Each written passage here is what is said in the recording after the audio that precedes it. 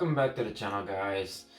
Brad Ketchum here with a One Piece video again, with a discussion and review video of the latest One Piece chapters that I missed during my holiday, which were from chapter 1062 until 1064. So it's gonna be a review video about 3 chapters, a little bit compact, because I don't want to drag on too long. You already saw plenty of theories going around and etc, etc. So I'm not gonna go into depth about what happened and stuff like that. I'll just cover like the whole 3 chapters as a whole. So at the start, what I want to say is I'm very surprised about Oda blending in the cover pages into the real story this time. That's actually the first time that we saw that, where Kuzan Aokiji kidnapped Pudding for the Blackbeard pirates, and afterwards we saw in the last chapter, like 1064 I think, that she was actually already on board of the Blackbeard pirate ship inside a prison cell. We also saw Ogre was together with Kuzan during the kidnapping, and we already saw Ogre fight during the battle with Law. Big surprise there, Law has been engaged by the Blackbeard pirates, so as of right now, they are battling it out. Also, very important to notice that Law is actually pressuring Blackbeard.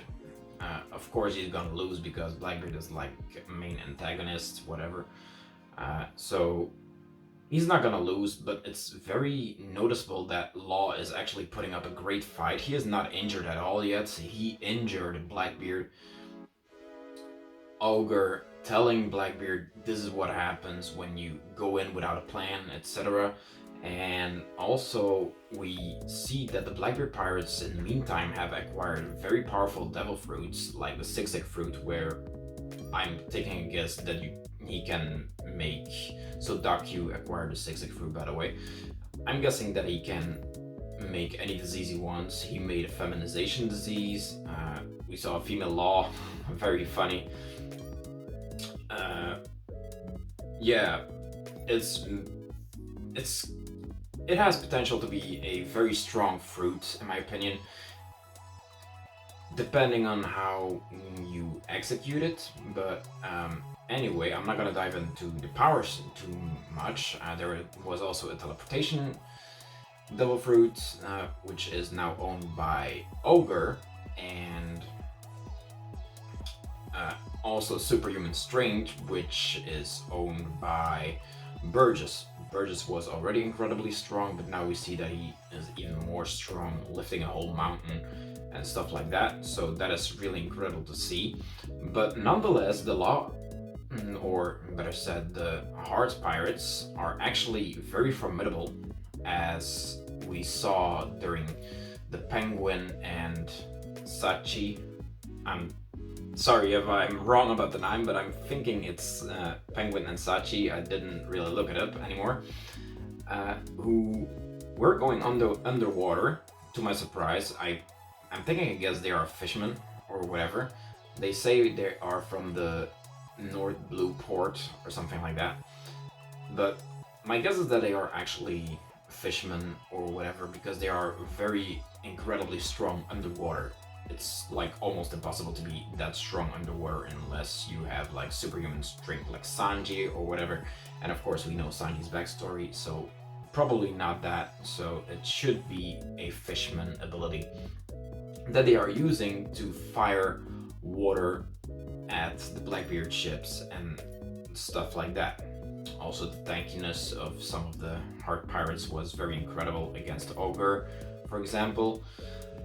And during all that, we did not see Kuzan, which makes me believe that he is, well, not makes me believe, we already kind of had an idea that he would probably be undercover or whatever, but it kind of makes me think that we kind of got a confirmation that Kuzan is still working for the world government, because in the last chapter, so 1064, we actually see a panel where Akainu is getting a call during the battle of Law versus Blackbeard, but we never saw Kuzan. So what is Kuzan doing in the meantime? We already saw Ogre, so we know Kuzan is in the vicinity.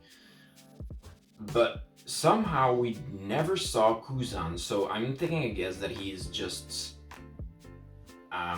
sending all the intel that he has at the moment towards Akainu or any other high-ranked officer or whatever. In this case, it was Akainu, which is kind of normal as he's a fleet admiral, of course. But Akainu being pissed, of course, that he didn't know that being fleet admiral was that boring, and etc. etc. So yeah, that, to me, that looks like a little confirmation as of what we expected was the case already. So that was the first part that we saw. There was a lot of stuff going on, too much to actually make a whole. I couldn't make a whole video about it if I wanted to. But let's just skip that now. Very happy that it's not being off-screened entirely. It's probably going to be off-screened a little bit, or like halfway, but we already saw like a big part of it, or like a very good amount of the fights and stuff like that. So now just seeing the conclusion and like maybe a little flashback would be enough for me. So anyway, then after that we go to Egghead Island, where Bonney actually revealed her dad is Kuma. Kuma was royalty. He was a tyrant, or whatever they want to call him, and he got displaced by his people, driven out by his people, captured by the world government, turned into a warlord of the sea, and stuff like that, as Jinbei said.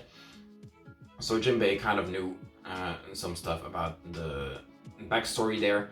But we also see a flashback of Bonney, where actually Kuma looks a lot, and I mean a lot, like Scopper Gaban. And I don't know if you remember Scopper Gaban, but he is like the guy that fought together with, who was it, Rayleigh?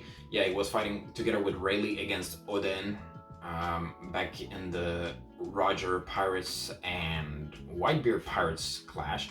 So that's very interesting to notice. Actually, also a funny story about that. I noticed that during my initial reaction video, where I was very sleepy, and upon rereading it, I did not notice it, and I kind of reread it 2 times or 3 times, I don't remember. But then when I was editing the video, I actually noticed that I said that. So that was very funny to see that when I'm sleepy, I notice things that I actually would not notice when I'm not sleepy. So it goes to show you again that when you make reaction videos and review videos, you have to reread and stuff like that over and over again to not miss any mistakes or miss any details, better said. So yeah. That was just a funny part that I noticed about myself. And anyway, after the reveal of Bonnie's dad being Kuma and the flashback, we also saw, or a part of that, not after that, a part of that, we also saw a lot of cool stuff from the future. From the future island, we saw holograms, we saw lightsabers, we saw anti-gravity stuff, we saw Sky Island remake clouds, we saw suits where you like push a button and you get a whole suit, and whatever it is, and being extremely light, like how you would imagine the future to be, and stuff like that. So that was actually very, very nice to see stuff like that getting implemented into One Piece. Surely, as a guy who likes stuff like the Jetsons, Dexter's Laboratory, I've loved those shows when I was a kid, and even loved them even up to today, I still love those shows. If I saw them on television or whatever right now, I would be watching it. I'm not gonna lie, I would be watching it, definitely. But yeah, that's some very fun things that we actually get to see in One Piece right now. So as of right now, this arc actually has a lot of potential to become one of my favorites, if not my favorite arc ever, apart from, of course, the topper of all, which is Marineford with the sadness. We all know about that. But anyway, another thing that we saw during this 3-chapter span is that Vegapunk split himself into 6 satellites. We actually saw 3 already. So we saw what was her name again? Shaka the Good, Lilith the Evil, and then the third one that we saw was the violence one, which was called Atlas. Yeah, Atlas. So Luffy, Chopper, and Jinbei met Atlas, while the other Straw Hats met the Evil, who was trying to steal from the crew, but unfortunately for her, Zoro was not having it. He said, I have some demands. You're gonna bring us to Vegapunk. We need to discuss some things, etc. So the evil Vegapunk is bringing the Straw Hats towards the lab.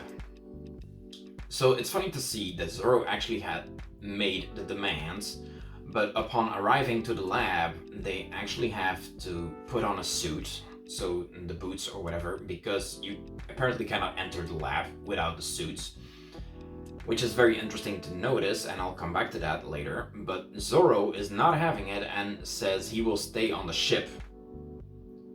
He has demands, but he's staying on the ship. So that's like a little contradiction there that I actually noticed, like as of right now, because I'm discussing it. But it's very interesting to see that I think Oda kind of forgot a little bit about that, because there is a lot of stuff going on, and I mean a lot of stuff there. It's impossible to keep track of all of it. So the shoes are actually very interesting to me, because it kind of makes me believe that it could be a trap. Up to that point, I was like, this is clearly gonna be a trap and stuff like that, because Zoro also staying behind, being the right-hand man, he's strong enough to deal with practically anyone who is gonna come up, right?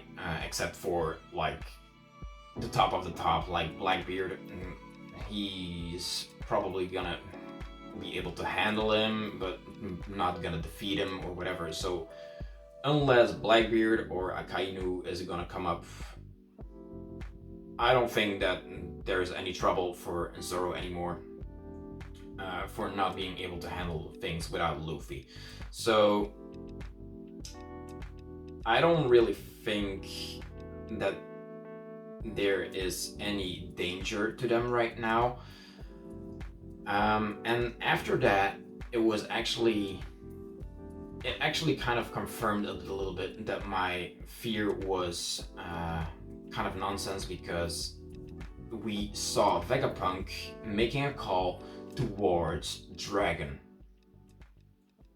So Vegapunk is calling Dragon, which is very, very interesting to say the least. So Vegapunk called Dragon, and we also learned that CP0 is going towards Egghead. So Lucci, Kaku, and Stussy are all 3 going to Egghead Island. So there is going to be a Luffy and Lucci rematch, a Kaku and Zoro rematch, and so I'm loving that. It's gonna be epic. Maybe perhaps Lucci awakened his devil fruit now. It's gonna be amazing to see that.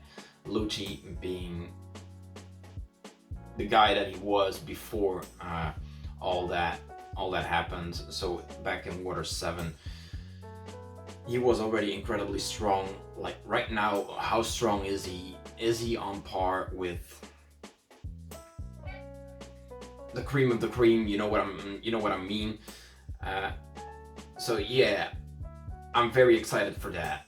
And also CP0 getting the order to execute all the Vegapunks, so all the satellites, is very important to know, because there are actually quite a few theories that you could make up out of that.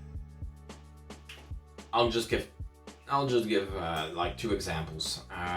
First, you could say that the world government noticed that Vegapunk is working with Dragon, because Vegapunk is calling Dragon, so maybe they noticed that Vegapunk is working together with Dragon.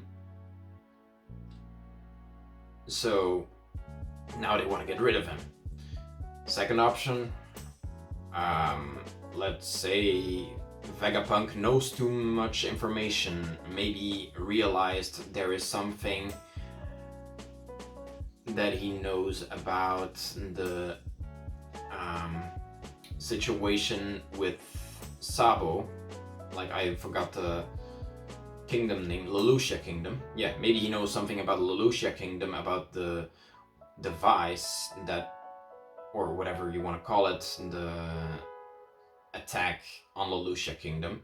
Maybe he knows something about that, feels guilt, decided he's not gonna make any stuff anymore like that for the world government, so the world government now wants to get rid of him, because he knows that if it falls into other people's hands, other people will have the same power as the world government does not want that. So those are already 2 examples that I'm giving you that could be the case as of why Vegapunk needs to be gotten rid of by the world government. My guess is that he's working with the revolutionaries now out of guilt of what he did and how many people suffered because of the world government. That's just my guess. There's actually also a very interesting thing that I heard from Roger's base channel. If you don't know him, actually, if you see me, you probably know about him as well. He's one of the biggest guys out there concerning One Piece videos and stuff like that, just like teching and etc. But actually, Roger Base had a very interesting idea about Vegapunk having like kind of a kill switch, like we have in Star Wars, where Palpatine made Order 66, where he just said Order 66 and all the stormtroopers knew that he had to get rid of all the Jedi and kill them off and whatever. So his theory, actually just go watch his video, he will explain it better than me, but basically what it means is that he might have implemented some kind of kill switch inside all the pacifistas. The pacifistas are spread out in the world, probably bodyguarding important people and stuff like that, and like by some kind of kill switch, maybe a button, a remote button or whatever, by clicking it or just saying something or typing something on a laptop or computer or whatever, he could potentially make the pacifistas do something for the revolutionaries. So maybe the world government saw that in one of the pacifistas that they put open or whatever. Maybe they have some other scientist that is very smart and etc. So yeah, it's a very interesting theory that Roger Base actually came up with, and if that's the case, congratulations to Roger's Base, first of all. He is amazing for coming up with stuff like that, and also Oda for implementing so many different kinds of things into one whole massive story. It's very fun and interesting to see someone able to mix so many different stories into one whole story and make it fit so well. Like right now, I just told you it looks like Jetsons. There are things from the Jetsons inside Dexter's laboratory. And now perhaps even Star Wars. We saw the lightsaber stuff. What did they call it? A light beam attack or something like that. Of course, they're not allowed to say lightsabers or they will get copyrighted and whatever. So yeah, that's the reason that they don't use the word lightsaber, but it's basically the same thing. So yeah, I'm very excited and I cannot wait to see more of this arc. As I said, probably gonna become one of my most favorite arcs out of the whole of One Piece. I'm very excited to see the lab next, so I'm hoping that in One Piece chapter 1065 we will actually see the lab. Like, how fun was it to see Dexter inventing new stuff and showing more of his lab, right? Will be the same experience with One Piece this time, so I'll catch up with you guys later after I've read One Piece chapter 1065. Bye.